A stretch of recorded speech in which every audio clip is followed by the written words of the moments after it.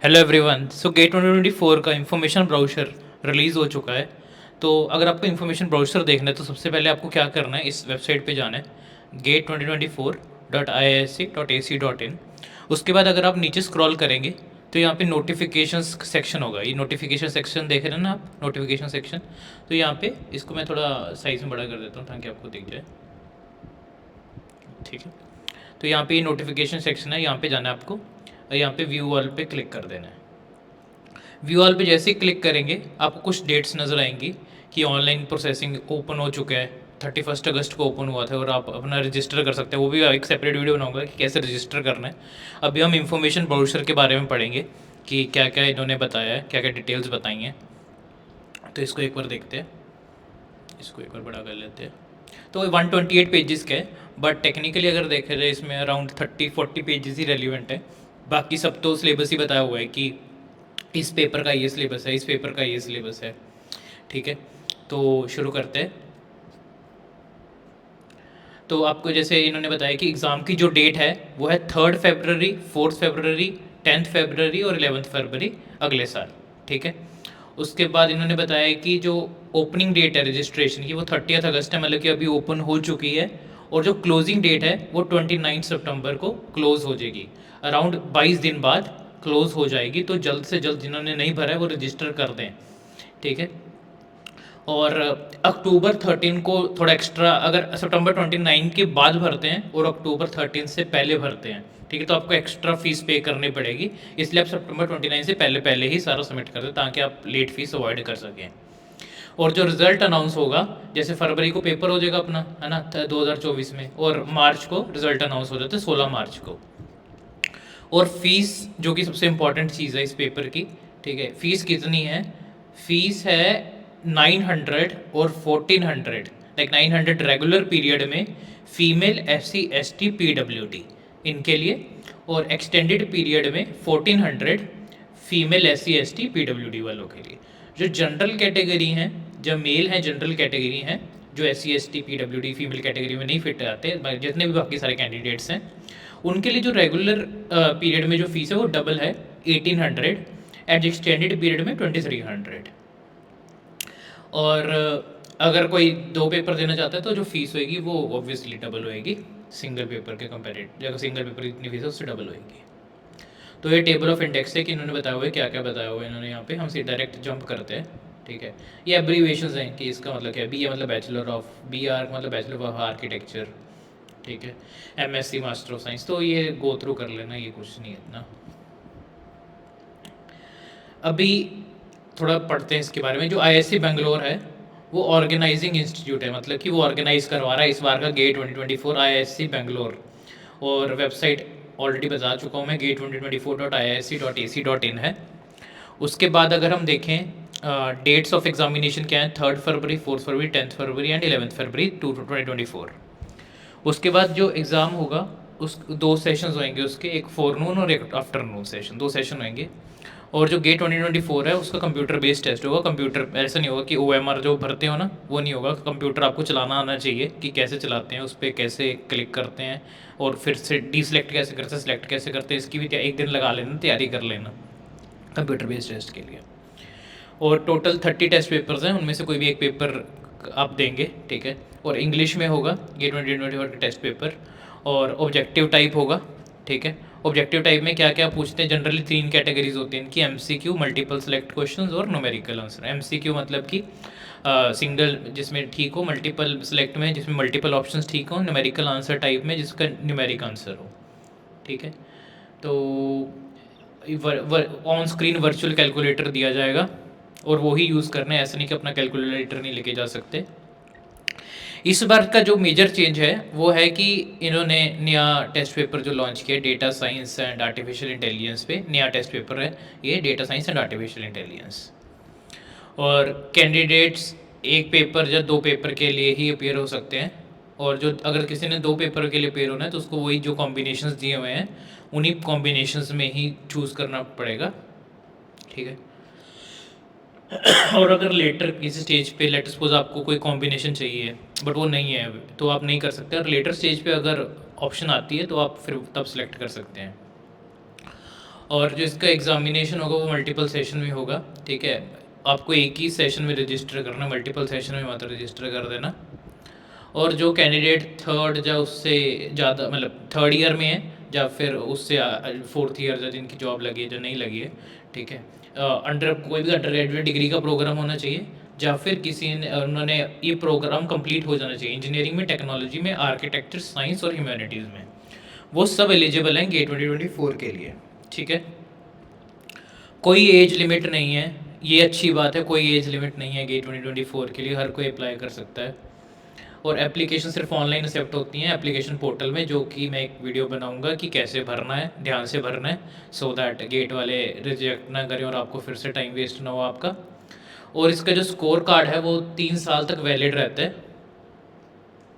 और जो कैंडिडेट्स जो BDS, BVSC और BSc वाले भी, ठीक है, एग्रीकल्चर, हॉर्टिकल्चर, फॉरेस्ट, वो भी अप्लाई कर सकते हैं। और ये पेपर अलग अलग सिटीज़ में होता है, ठीक है, तो जो मेंशन कर देते होते हैं ये। उसके बाद इन्होंने डेट्स बताई हैं कि 30 अगस्त को खुल गया था, 29 सितंबर को बंद हो जाएगा, अक्टूबर 13 एक्सटेंडेड पीरियड डेट है। और अगर कोई किसी को अपना कैटेगरी चेंज करनी, पेपर एग्जामिनेशन, ये सब चीज़ चेंज करनी है तो 11 नवंबर तक कर सकता है, बट उससे पहले सबमिट कर देना है, ये इस डेट्स तक कोशिश करना सबमिट हो जाए अपना आपका। एडमिट कार्ड है वो 3 जनवरी को आ जाएगा, जो कि आपको एग्ज़ाम में लेके जाना होगा, ठीक है। ये एग्ज़ामिनेशन डेट्स हैं फरवरी, 3 फरवरी, 4, 10 फरवरी, 11 फरवरी, बहुत बार आ चुका है ये। और रिज़ल्ट 16 मार्च को अनाउंस हो जाएगा।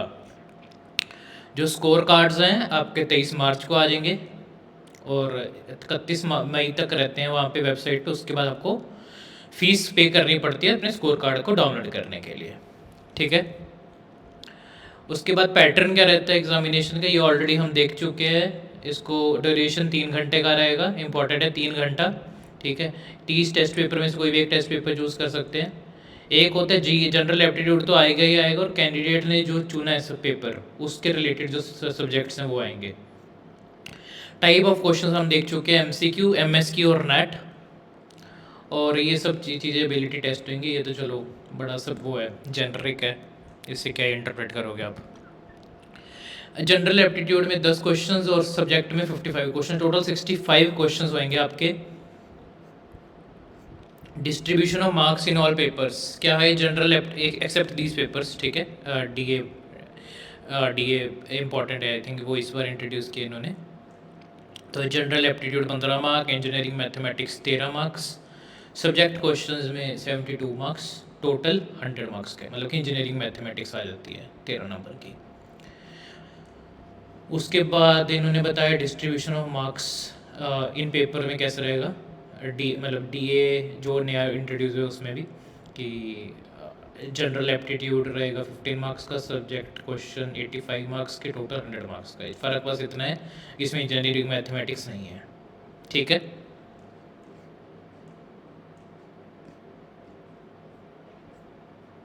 ध्यान से देख लें इसको। उसके बाद मार्क, एक बार एक और चीज़ आपको दिखाता हूँ।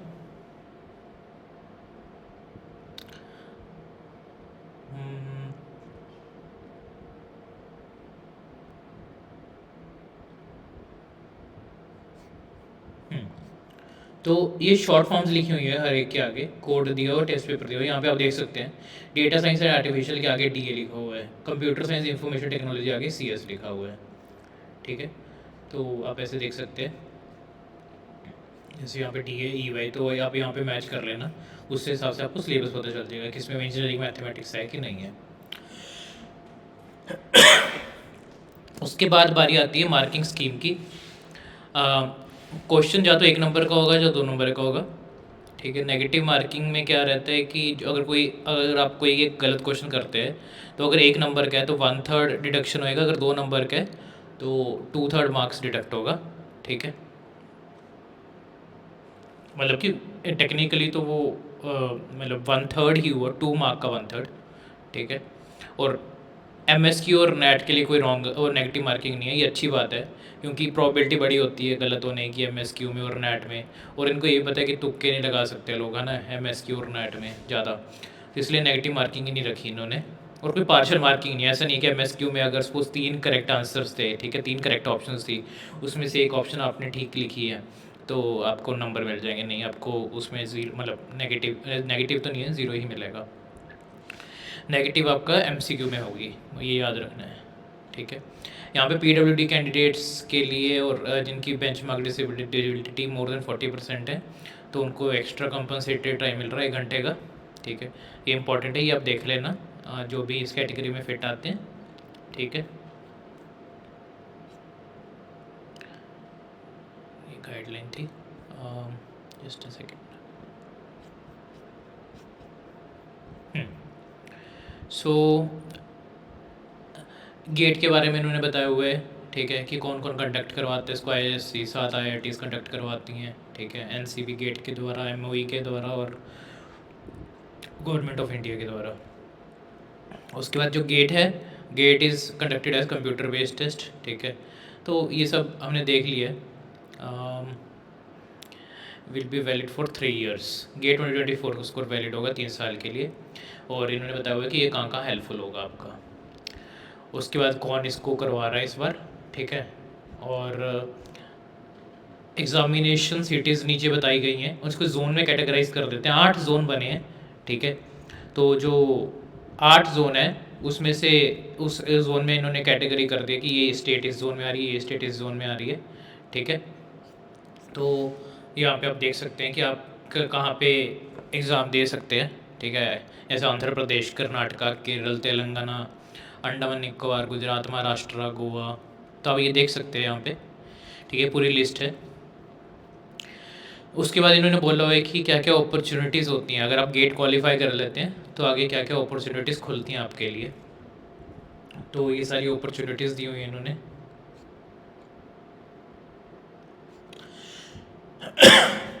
जैसे जनरली अगर मैं आपको ऐसे मोटा मोटा बताऊँ तो PSUs अपॉर्चुनिटी होती है, MTech अपॉर्चुनिटी होती है, आप फॉरेन यूनिवर्सिटीज़ में भी एडमिशन ले सकते हैं, ठीक है। आपको डायरेक्ट इसरो जैसी कंपनीज़ होती हैं, ठीक है, वो उनका खुद का पेपर भी होता है, तो वो इजी हो जाता है। अगर आप गेट की तैयारी कर रहे हैं ना तो बड़ा आसान होता है।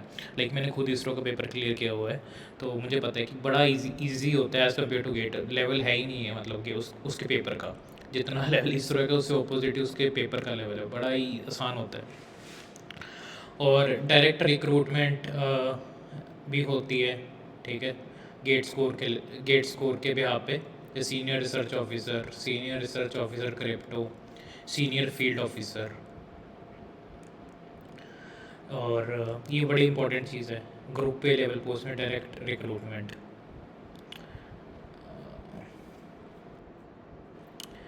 प्री एग्जामिनेशन एक्टिविटीज़ क्या क्या करनी है कैंडिडेट्स को। पहली एक्टिविटी है कि आपको रजिस्टर करना है। रजिस्टर करना बड़ा इंपॉर्टेंट है। सबसे पहले आपको रजिस्टर करना है। वेबसाइट पे आपको मैं बताऊंगा क्या क्या कैसे रजिस्टर करना है और कौन कौन से डॉक्यूमेंट्स चाहिए होते हैं रजिस्टर करने के लिए। कैंडिडेट को प्रिंटेड कॉपी नहीं भेजनी अपनी एप्लीकेशन फॉर्म की, बस ऑनलाइन है सारा प्रोसेस। ऑनलाइन पेमेंट होएगी, debit card, credit card, NEFT, UPI, हर चीज़ होती है आजकल अवेलेबल है, वहाँ से पेमेंट होएगी, ठीक है। और एलिजिबिलिटी इन्होंने बताई, एलिजिबिलिटी जो कि सबसे इंपॉर्टेंट है आपकी। ये वाली तो हम देख चुके 3rd ईयर वाली, ठीक है, और हायर अंडर ग्रेजुएट प्रोग्राम में। और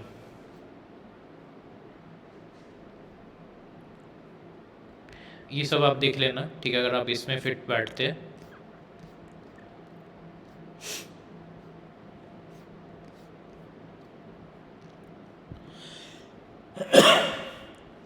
यहाँ पे ये बताया हुआ है कि जो BTech वाले एलिजिबल है, B Pharma में एलिजिबल है, और उसके स्पेसिफिक बताए हुए हैं कि अगर इन्होंने ये किया हुआ है तब एलिजिबल है, ठीक है। एलिजिबिलिटी कैंडिडेट्स ये हैं। ये पूरी डिटेल दी हुई है आपको, ये आप देख लेना अपने हिसाब से, ठीक है।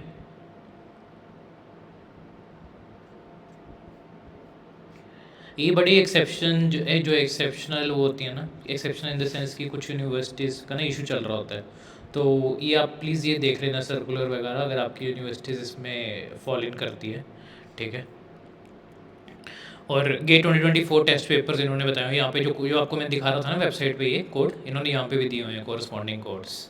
तो आप ये कोड्स देख लेना और ध्यान से देखना। इसमें सिलेबस में ऐसा मतलब इंजीनियरिंग मैथमेटिक्स इंपॉर्टेंट होता है, ऐसा मत देखना, मतलब देख लेना कि आपके पेपर में है कि नहीं है ऊपर, जो मैंने बता रहा था ना आपको। सबका सिलेबस दिया हुआ है इसी डॉक्यूमेंट में, हर एक पेपर का, तो आप देख सकते हैं, ठीक है।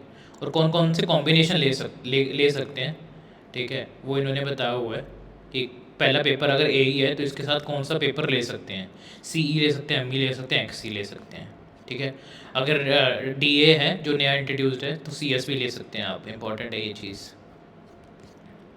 और डिस्ट्रीब्यूशन ऑफ मार्क्स कैसे रहता है? डिस्ट्रीब्यूशन ऑफ मार्क्स क्या रहता है कि टोटल 100 मार्क्स है, 15 मार्क का जी ए, रिमेनिंग 85 मार्क्स का जो आपका सब्जेक्ट का पेपर होता है। और ये डिपेंड करता है कि इंजीनियरिंग मैथमेटिक्स है कि नहीं है, फिर 85 मार्क्स और कम हो जाते हैं, ठीक है। सिंपल है, यहाँ पे बताया हुआ इन्होंने, subject compulsory section, subject optional section, total marks, general aptitude marks, ठीक है, इन्होंने सारा बताया हुआ है, यहाँ पे देख लेना, गो थ्रू कर लेना इसको। उसके बाद ऑनलाइन एप्लीकेशन के बारे में बताया हुआ है, एप्लीकेशन सॉरी।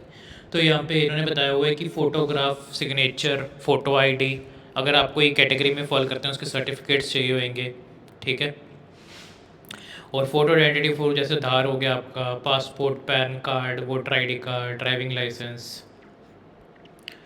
उसके बाद गेट 2024 की एप्लीकेशन फ़ीस इन्होंने बताई हुई है, जो ऑलरेडी हम गो थ्रू कर चुके हैं। इन्होंने बताया हुआ है कि कैसे अप्लाई करना है। Photograph, signature, photo ID, category certificate चाहिए होगा।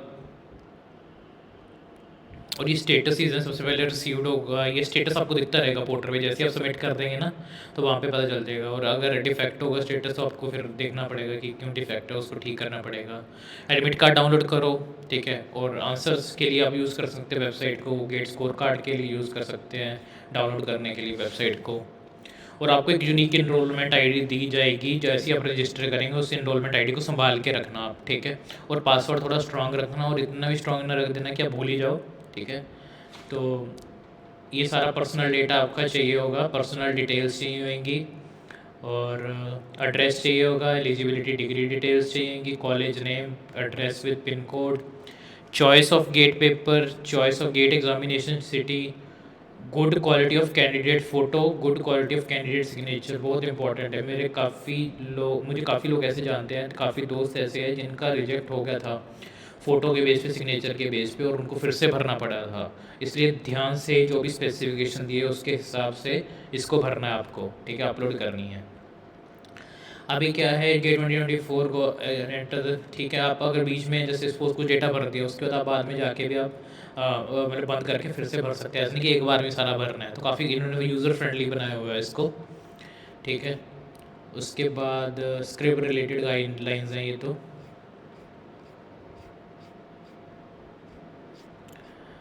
अभी सपोर्टिंग डॉक्यूमेंट्स इन्होंने बताया हुआ है अलग अलग लोगों के लिए, जो भी आपकी स्पेसिफिक कैटेगरी आप उसके लिए देख सकते हैं, ठीक है।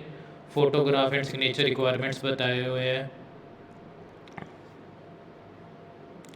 ये इंपॉर्टेंट है। फ़ोटोग्राफ की रिक्वायरमेंट अब ध्यान से देखो इसको, कि good quality colour photograph of passport size 3.5 centimetre width, 4.5 centimetre height.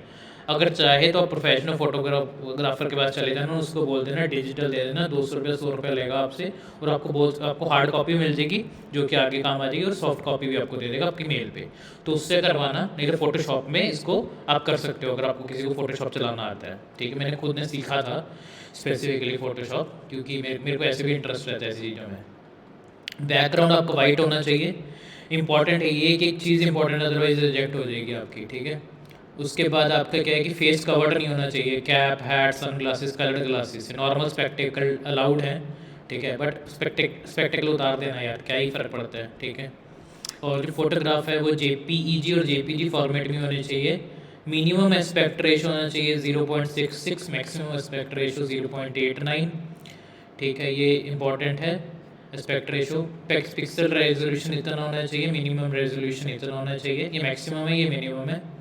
File जो मिनिमम साइज़ है 5 KB, मैक्सिमम 1 MB, बहुत स्ट्रिक्ट रिक्वायरमेंट है फोटोग्राफ की, मैं आपको बता रहा हूँ, तो आप ध्यान से देखना इसको, और इसको ये ही इम्पोर्टेंट है, ठीक है, अच्छे से देख लेना। और सिग्नेचर की स्पेसिफिकेशन में बताई हुई है ठीक है। एस्पेक्ट रेशियो बताया हुआ है कि हाइट विड्थ 1:r, आर की वैल्यू 2.75, आर 3.75, ठीक है। और ब्लैक और डार्क ब्लू कलर इंक होना चाहिए सिग्नेचर, ठीक है। उसके बाद मिनिमम 3 KB, मैक्सिमम 1 MB के फाइल साइज होना चाहिए। मैक्सिमम पिक्सल रेजोल्यूशन 580 180, मिनिमम 250 80, ठीक है। ये माना जाता है कि जो इनका ये एप्लीकेशन में ये दो चीज़ें हैं ना, ये इनके पेपर से भी ज़्यादा डिफ़िकल्ट है, ठीक है। ये जो स्पेसिफिकेशन है इसलिए ध्यान से करना, ये काफ़ी स्ट्रिक्ट है सिग्नेचर और फोटो के मामले में। और सिग्नेचर खुद ही साइन करना, कोई और नहीं साइन करेगा, काफ़ी ऑब्वियस है ये। और मैच होना चाहिए सिग्नेचर, याद रख लेना, ठीक है, कि ये मैंने सिग्नेचर किया था। और प्रेफर करना जो भी आपके आईडी प्रूफ पे सिग्नेचर है वही आप यहाँ पे डाल रहे हैं। एग्जांपल दिया है इन्होंने कि ये एक्सेप्टेड है, एक्सेप्टेड है, एक्सेप्टेड है, एक्सेप्टेड है, ये दिख नहीं रहे फोटो, ये चैनल दिख रहा है और ये थोड़ा अजीब लग रहा है ना, ब्लर्ड लग रहा है, और ये स्पेक्स डाला हुआ है, ठीक है। फेस और हेड कवर किए हुए, मास्क डाला हुआ है यहाँ पे, और भी लोग आ गए हैं यहाँ पे, फ़ोटो ब्लर्ड है, आइज़ बंद है, स्ट्रेट नहीं देख रहे कैमरा में, टेढ़ा है थोड़ा दिख रहे हैं, मोबाइल में सेल्फी लिया हुआ है, और यहाँ पे कैप डाला हुआ है, ठीक है। तो ये सही नहीं है। एक्सेप्टेड सिग्नेचर्स ये हैं। अनएक्सेप्टेड सिग्नेचर्स में क्या है कि जैसे बॉक्स के बाहर बना दिया ये अनएक्सेप्टेड सिग्नेचर है, ये भी अनएक्सेप्टेड सिग्नेचर है, ये छोटा है, ये टेढ़ा है और थोड़ा बाहर डब्बे के बाहर है, सिग्नेचर डार्क बैकग्राउंड में है, ठीक है। ये थोड़ा वो आ गया, क्या कहते हैं, किसी ने डिजिटल सिग्नेचर किए हुए हैं, वो भी गलत है। कैपिटल लेटर्स में सिग्नेचर अलाउड नहीं है, इनिशियल्स अलाउड नहीं है। आपको फुल नेम डाल देना बस, ठीक है, वो ही सही रहेगा। या फर्स्ट नेम डाल देना, वो सही रहेगा। मैं तो फुल नेम प्रेफर करूँगा, जो भी आपके आईडी प्रूफ में वो डाल देना। बट ये मत डालना इनिशियल वगैरह, या कुछ भी आप जो डालते हैं वो मत करना, पूरा नाम लिख देना, ठीक है। उसके बाद उसको याद रखना, और जब पेपर होगा, पेपर के टाइम पे वही आपको साइन मारने हैं। पेमेंट ऑप्शन बताए हुए हैं, debit card, credit card, wallet, UPI, net banking.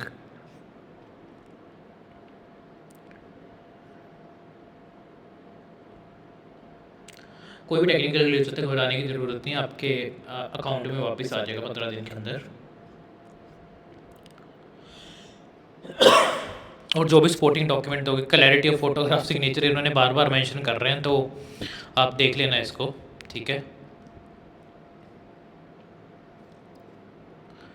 और सिर्फ फर्स्ट वीक में ही एडमिट कार्ड डाउनलोड कर पाएंगे। एडमिट कार्ड को ऑनलाइन डाउनलोड होता है, कुछ ऑफलाइन प्रोसीजर नहीं है, ऑनलाइन ही है, तो आप घबराने वाली बात नहीं है, सब ऑनलाइन बैठे बैठे करना है, घर में बैठ के आपको, ठीक है। A4 पेपर पे आपको प्रिंटेड कॉपी लेके आना है जब आप एग्ज़ाम लेके जाएंगे, और साथ में एक वैलिड ID प्रूफ लेके जाना है जब आप एग्ज़ाम में बैठने जाएंगे, ठीक है। और आप रेगुलरली आपको विजिट करते जाना है 2024 वेबसाइट पर, कोई भी लेटेस्ट अपडेट आता है, ठीक है। अब यहाँ पे इन्होंने बताया हुआ है कि साइंटिफिक कैलकुलेटर अवेलेबल होगा कंप्यूटर स्क्रीन पे, और मोबाइल फ़ोन कैलकुलेटर, ब्लूटूथ, ये सब चीज़ें अलाउड नहीं है एग्जामिनेशन हॉल में, और उनको डिस्क्वालीफाई कर दिया जाएगा। और जितने भी टेस्ट पेपर के 2024 का 3 घंटे की ड्यूरेशन होएगी, ठीक है। अगर 4 घंटे इन केस ऑफ जो कैंडिडेट जो कि कंपनसेटरी टाइम जिनको मिल रहा है, और इसमें ये सब हम ऑलरेडी देख चुके हैं। और अपनी सीट्स आप 40 मिनट पहले ही वहाँ पे जाना, 40 मिनट पहले ही ऑक्यूपाई कर लेना, और इंस्ट्रक्शन पढ़ना, ठीक है। 20 मिनट पहले आप इंस्ट्रक्शन पढ़ सकते हैं। अब 30 मिनट बाद नहीं आप लॉग इन कर सकते एग्ज़ाम शुरू होने के, ठीक है। और ना ही आप जा सकते हैं scheduled end of the examination से पहले, क्योंकि अदरवाइज आप किसी और को बता सकते हैं कि क्वेश्चन क्या क्या आए हैं। Types of questions, MCQ, MSQ, NAT, ये ऑलरेडी हम देख चुके हैं। MSQ भी देख सकते हैं, NAT भी देख चुके हैं, और इसके बारे में पढ़ चुके हैं कि कौन कितने मार्क्स का कैरी कर सकता है, और किस में नेगेटिव मार्किंग है, किस में नहीं है। MCQ में नहीं है, MCQ में है सॉरी, और MSQ और NAT में नहीं है। अभी क्या है कि ये बताए हुए ये चीज़ें असेस होंगी आपकी, ये सब बातें होती हैं, ठीक है। इसका कोई आप इसको डिड्यूस नहीं कर पाओगे आप इन चीज़ों से। प्रीवियस ईयर क्वेश्चन करना, अपने आप समझ आ जाएगा किस टाइप के क्वेश्चंस पूछे जाते हैं। Distribution of marks and questions, हर एक test paper 65 questions carrying a total of 100 marks, ये हम देख चुके हैं। ये आधी इन्फॉर्मेशन काफ़ी इन्होंने रिपीट की हुई है, ठीक है। उसके बाद पोस्ट एग्जामिनेशन, एग्ज़ाम दे चुकेंगे, उसके बाद क्या, गेट स्कोर होगा आपका, ठीक है। उसके बाद आपका कैलकुलेशन होगा गेट स्कोर का, जितना भी ड्रॉ स्कोर बन रहा होगा उसके बाद आपकी रैंकिंग डिसाइड होगी। ठीक है, रैंकिंग डिसाइड, इन्होंने ये नंबर दिए हुए, ये क्या लेना देना, हमें तो अपने पेपर अच्छे से करके आना है, बाकी इन पे छोड़ रहे हैं, क्योंकि ये जो भी ये फार्मूला है हमारे बस में तो है नहीं है, ये तो गेट वालों ने जैसे इन्होंने हमें जज करना है वैसे ही करेंगे। ठीक है, तो हमें तो बेस्ट करना है अपने पेपर में, अच्छे से पढ़ के जाना है उसको। तो इन सब चीज़ों पे ध्यान मत देना। हाँ, ये तो जस्ट एक ऐसे ही इन्होंने दिया होता है सो दैट बाद में कोई क्लेम ना करे कि ये अनफेयर हुआ है जब वो है, तो उस चीज़ में पढ़ना भी नहीं है, सिंपल पेपर पे ध्यान दो अपना। और सर्टिफिकेट इशूइंग अथॉरिटी, जो SC/ST सर्टिफिकेट, ये इन्होंने बताया हुआ है कि कौन कौन से सर्टिफिकेट्स, मतलब इनके जो स्पेशल कैटेगरी में आते हैं वो कौन से इन्होंने ये मानने आते हैं कि ये सर्टिफिकेट्स वैलिड हैं। ये code of conduct, I think ये काफ़ी ऑब्वियस होते हैं, ठीक है, इसको गो थ्रू नहीं करते। और अब ये आते हैं सिलेबस ऑफ टेस्ट पेपर्स में, और ये सब जो सिलेबस है आपको दिए हुए, जनरल एप्टीट्यूड देख लेते हैं। वर्बल एप्टीट्यूड इंग्लिश आएगी, क्वांटिटेटिव एप्टीट्यूड में डेटा ग्राफ रिलेटेड क्वेश्चंस आएंगे, एनालिटिक में लॉजिक रिलेटेड क्वेश्चंस आएंगे, न्यूमेरिकल रीजनिंग आएगी, स्पेटियल में कोई आपको डायग्राम दिया होगा, डायग्राम के रिलेटेड क्वेश्चन आ जाएगा। ठीक है, मिरर के रिगार्डिंग कि इसको मिरर करने पे कौन सा इसका पार्ट मैच कर रहा है। उसके बाद बाकी आपका जितना भी ये डॉक्यूमेंट है ये कवर करता है आपका टेस्ट पेपर का सिलेबस के रिकॉर्डिंग, जो भी आप टेस्ट पेपर दे रहे हैं उसके कॉरस्पॉन्डिंग जो भी आपका पेपर है वो सारे इन्होंने यहाँ पे कंबाइन करके रखा हुआ है। एंड तक 128 पेज तक यही बात हो रही है। ठीक है, अगर आप देखें यही बात हो रही है एंड तक। यहाँ पे इन्होंने बस ये डिस्क्लेमर दिए हुए हैं यहाँ पे, और लास्ट में इन्होंने ये नंबर दिए हुए हैं। ठीक है, यहाँ पे अगर किसी को पूछना है तो पूछ सकते हैं, बट इन्होंने ऐसे नंबर दिया हुआ है यहाँ पे। आई होप आपको ये वीडियो अच्छी लगी हो। अगर ये वीडियो अच्छी लगी है तो प्लीज़ लाइक, सब्सक्राइब और शेयर ज़रूर करें। एंड अगर कोई भी डाउट हो तो प्लीज़ कमेंट सेक्शन में ज़रूर लिखें, क्योंकि ये काफ़ी इंपॉर्टेंट पेपर होता है, लाइफ चेंजिंग पेपर होता है ये। ठीक है, और आपको कोई डाउट छूटना नहीं चाहिए, तो डेफिनेटली कमेंट सेक्शन में आप पूछ सकते हैं। अगर मैं नहीं आंसर दे पाऊँगा तो आप मेल भी कर सकते हैं GATE 2024 इनके ऑफिशियल वेबसाइट पर। आई होप आपको ये वीडियो अच्छा लगा। Thank you so much.